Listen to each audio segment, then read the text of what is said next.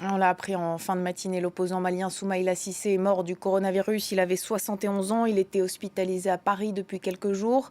Il avait été kidnappé en mars dernier alors qu'il faisait campagne pour les législatives et avait été libéré plusieurs mois plus tard, en octobre, en même temps que la Française Sophie Pétronin. La correspondance d'Anne-Fleur Lespio à Bamako.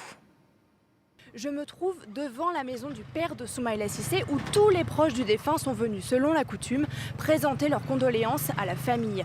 Soumaïla Cissé, chef de l'opposition malienne, est décédé ce matin à 71 ans du Covid-19. Hospitalisé début décembre au Niger, il avait été évacué d'urgence par avion à l'hôpital américain à Paris. Alors ici, plusieurs proches nous ont fait part de leur état de choc. Pour les membres de son parti, l'URD, il s'agit d'une perte immense concernant un homme qui représentait l'espoir du Mali et dont on attendait un réengagement politique. Derrière moi, les militants présents, mais aussi des membres d'autres partis sont venus rendre hommage, je cite, à la mémoire d'un infatigable combattant de la démocratie malienne.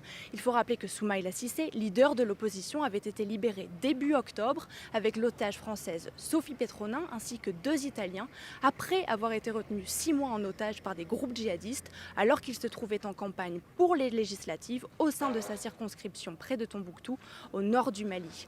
Ancien chef de l'opposition parlementaire, Soumaïla Cissé avait été 3 fois candidat à l'élection présidentielle avant de s'incliner face à Ibrahim Boubacar Keïta, renversé le 18 août par un coup d'État militaire.